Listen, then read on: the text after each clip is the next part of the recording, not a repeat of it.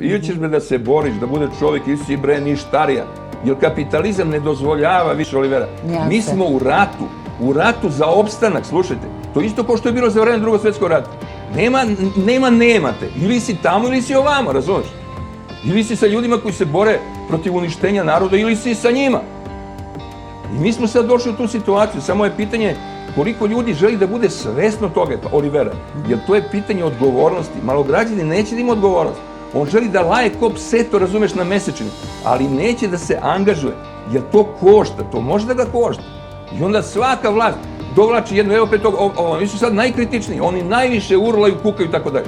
Jer nisu dobili ništa od onoga što su mislili će dobiti, jer ta takozvana elita je sav novac poslali u inostranstvo, evo u kojoj smo mi situaciji. Njihova deca, gde su, jel imaju posao i tako dalje.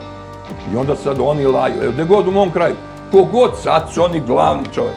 A do juče su trčali sa šerpama i loncima, uništili su, razumeš, svo pokućstvo koje su imali, odnosno u kuhinji sve što su imali, razumeš, da bi bili lojalni.